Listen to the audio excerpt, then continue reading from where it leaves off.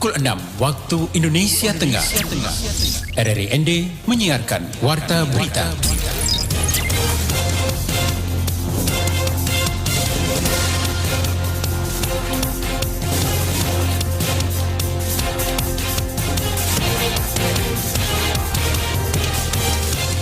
Selamat pagi pendengar, Anda kembali mendengarkan Warta Berita Daerah edisi Sabtu 16 April 2022 dengan headline berita.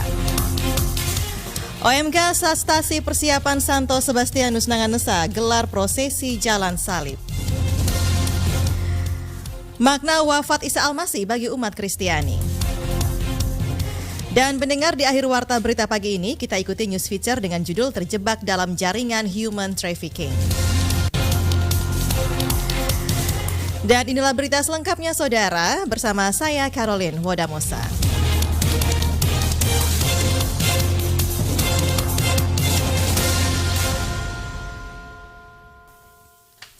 Ratusan umat Katolik Stasi Santo Sebastianus Nanganesa Paroki Santa Maria Immaculata Dona melaksanakan prosesi Jalan Salib Hidup. Bagaimana jalannya prosesi tersebut pendengar?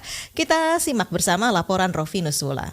Prosesi Jalan Salib tersebut berawal dari Sekolah Menengah Agama Katolik Negeri Santo Thomas Morus menuju ke Pela Stasi Persiapan Santo Sebastianus Nanganesa pada Jumat 15 April 2022 pagi. Ratusan umat yang hadir menyaksikan kisah sengsara Yesus yang diperankan oleh orang muda Katolik OMK Stasi Persiapan Santo Sebastianus Nanganesa Proki Indona Keuskupan Agung Ende. Ketua orang muda Katolik OMK Stasi Persiapan Santo Sebastianus Nanganesa Yohanes Christophorus mengatakan kegiatan tablo OMK mau merasakan bagaimana perjalanan sengsara wafat Yesus dari perantian pertama sampai perantian terakhir hingga wafat di kayu salib. Dan orang muda Katolik mau memaknai semua itu dengan melaksanakan tablo. Total pemeran sebanyak 60 orang, yakni 30 orang yang peran utama dan 30 orang lainnya sebagai penyanyi. Tommy menjelaskan kegiatan Jalan Salib Hidup tablo di Stasi Santo Sebastian adalah yang pertama dilaksanakan atas inisiatif orang muda Katolik Stasi, kemudian mendapat dukungan dari pastor paroki, pastor kapelan, pengurus stasi, dan semua umat.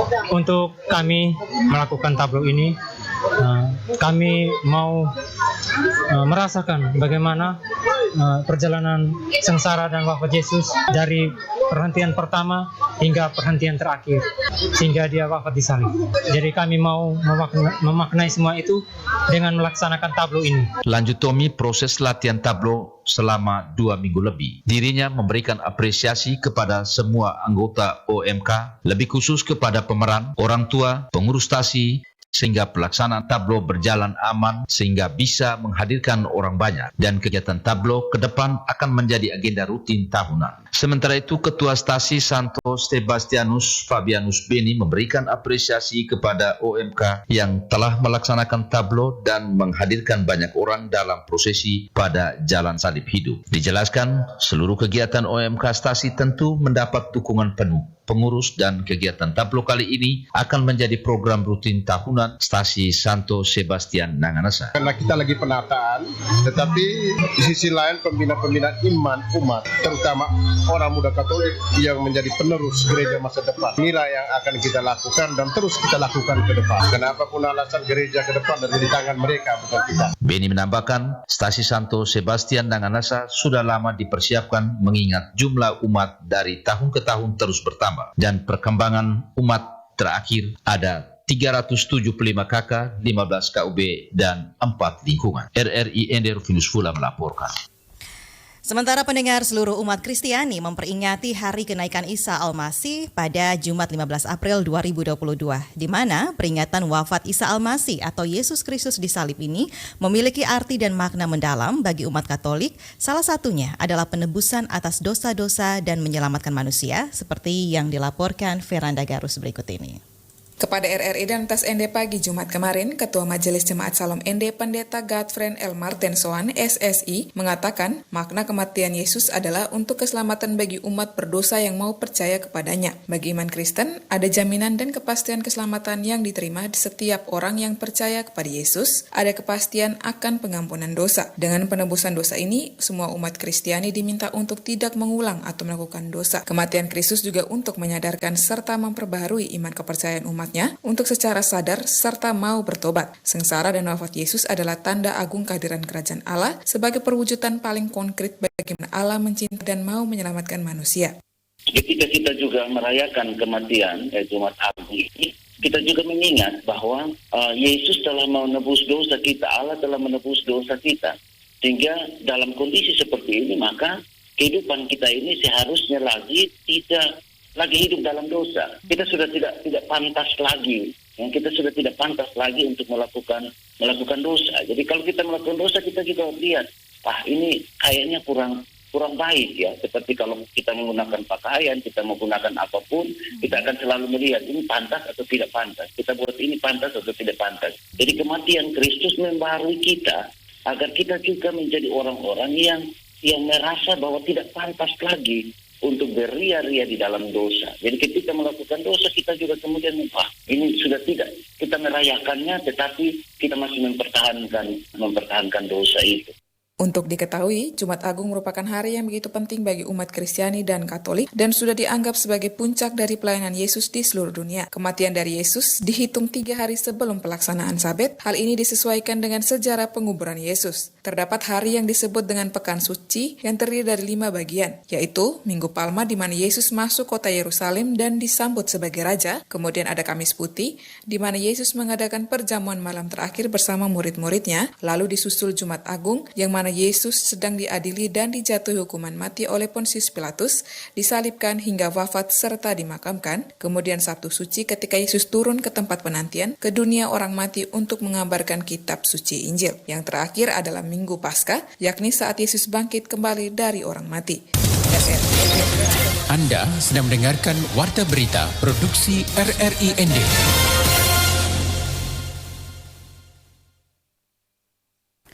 Saudara Gubernur NTT Victor Bungtilo Laiskodat mendorong kolaborasi dalam sistem pertanian, khususnya pada lahan potensial seperti di Kabupaten Nagekeo. Menurut Gubernur Laiskodat, keberanian untuk berkolaborasi akan menghasilkan kesejahteraan bagi masyarakat Nagekeo, terutama dalam penanganan lahan-lahan pertanian yang belum dioptimalkan. Hal tersebut, saudara, disampaikan Gubernur dalam kesempatan tanya jawab selepas melakukan panen jagung program tanam jagung panen sapi atau TJPS bersama masyarakat desa Anakoli di Kecamatan Wolowai, Kabupaten Nagekeo. Dengan memanfaatkan potensi dan kekayaan yang dimiliki yang begitu besar, Gubernur Victor juga meyakini dapat memperbaiki kesejahteraan masyarakat dan meningkatkan PAD dan dapat memperkuat ketahanan pangan di Kabupaten Nagekeo pada umumnya. Pada kesempatan tersebut, Gubernur bersama masyarakat desa Anakoli melakukan panen jagung dalam program tanam jagung panen sapi di lahan seluas 50 hektar. Harapannya, apabila produksi yang dihasilkan di lahan tersebut bagus, Gubernur menginginkan agar panen jagung nantinya masyarakat bisa memanfaatkan batang jagung sebagai pakan ternak sapi. Dan pendengar, berikut ini kami ajak Anda untuk mengikuti news feature dengan judul Terjebak dalam Jaringan Human Trafficking bersama reporter kami Rosa Dalima. Erwiana Sulistianingsih. Iya, dulu saya terjebaknya di Hong Kong, terus kurang lebih 8 bulan. Saya kerjanya di sana kan kerja PRT waktu itu, lewat perusahaan penyalur gitu, disalurkan ke Hong Kong. Nah, setelah sampai sana saya mendapatkan majikan yang gak baik ya. Saya dianiaya gitu, dipukulin sampai kurang lebih 8 bulan.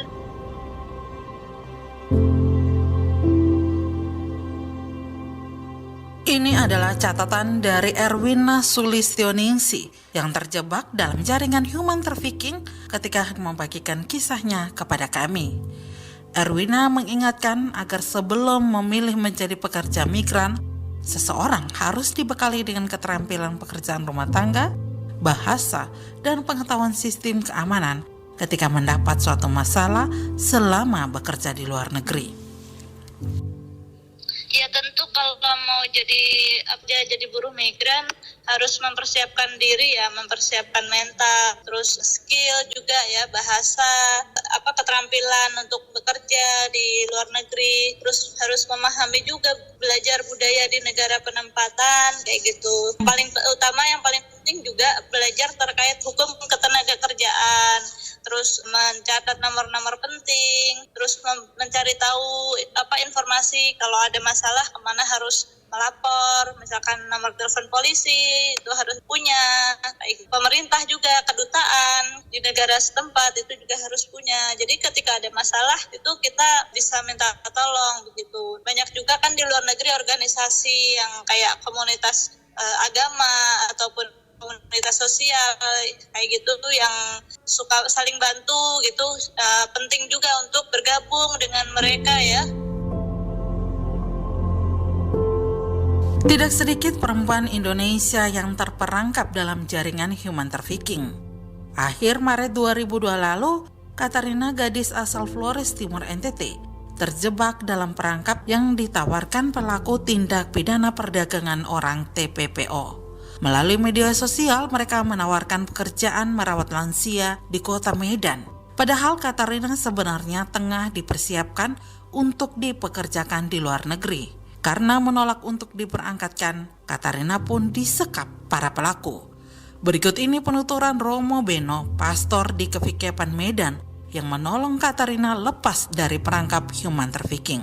Pada tanggal 29 Maret pukul 13.48, saya menerima SMS dari Pak Gabriel Goa dari Fatma tentang Katarina yang sedang disekap di sebuah tempat di Medan. Katarina sekarang dalam situasi yang tidak tertolong dan butuh bantuan. Dan segera pada pukul 13.55, saya langsung forward kepada penggiat kemanusiaan kelompok Diaspora Pulau di Medan dengan Korlap Koordinator Lapangan Ibu Lucy Tampu Bolon, karena kami tahu pengalaman semacam ini sering kami alami. Kami cukup akrab dengan situasi semacam ini. Jadi kami menyadari ini sebuah jaringan ilegal yang sangat cepat bertindak apabila mereka mendengus bahwa mereka sedang dilacak, khususnya korban penyikapan atau yang seperti kasus Katarina ini. Jadi dalam waktu yang singkat kami bertindak. Jadi hanya dalam 10 menit, Lucy sudah mulai menggerakkan anggota dan mulai membaca peta lewat GPS di mana alamat dan mengirim orang untuk observasi tempat tersebut untuk meyakinkan bahwa tempat ini benar adanya. Kepada para calon tenaga kerja migran, Erwina peringatkan agar mereka harus berhati-hati memilih agen, apalagi yang ditawarkan secara pribadi melalui pesan singkat atau media sosial. Dia sendiri sudah melalui agen resmi yang mendapat izin pengelolaan dari pemerintah, namun tetap saja terjebak dalam jaringan TPPO. Deadline saya resmi, Mbak, resmi terdaftar di pemerintah juga, tapi tidak menjamin aman gitu. Kalau walaupun resmi kan kalau ke sana ke luar negeri perlindungannya diserahkan ke agen, dan juga kalau kita dapat majikan baik ya beruntung, kalau nggak dapat majikan baik ya kita dieksploitasi, dianiaya gitu, Mbak. Suruh tanggung jawab, agennya nggak mau tanggung jawab, seperti agen saya kan nggak mau tanggung jawab, Pak. PT saya cabangnya di Ponorogo dan pusatnya di Tangerang. Senada dengan Erwina, Romo Beno kemukakan, jika sudah siap diberangkatkan ke luar negeri atau sudah berada di luar negeri, maka seluruh alat komunikasi, dokumen pribadi akan diambil dan sepenuhnya akan diatur oleh pelaku TPPO. Jadi sebenarnya modus demikian. Setelah calon tenaga kerja ini tiba di Medan, di tempat yang akan ditransfer ke luar negeri, itu handphone semua diambil. Dan 100% kehidupan mereka tergantung dari keputusan jaringan tersebut. Padahal menurut Erwina, dokumen pribadi seperti kartu keluarga, KTP, paspor, dan alat komunikasi wajib dipegang oleh pekerja itu sendiri, tidak oleh agen. Karena pengalaman dirinya terperangkap selama kurang lebih 8 bulan karena tidak memegang dokumen.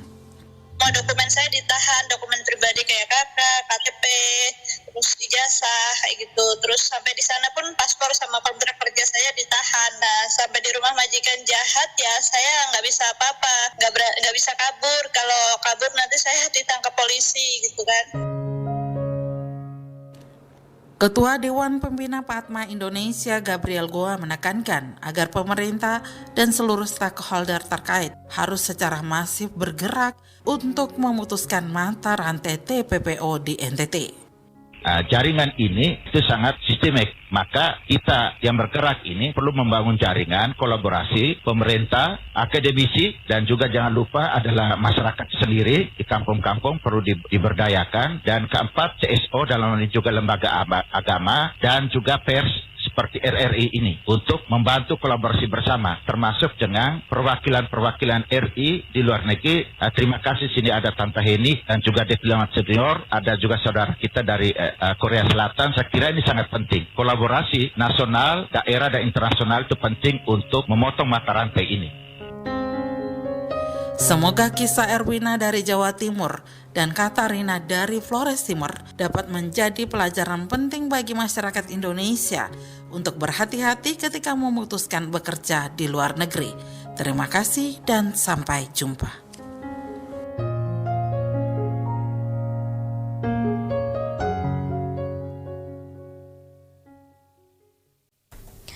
Saudara pendengar, dengan berakhirnya Newsfeeder tadi, maka berakhirlah sudah Warta Berita Daerah edisi hari ini, Sabtu 16 April 2022. Mewakili kerabat kerja yang bertugas, saya Karun Wadamosa. Terima kasih dan selamat pagi.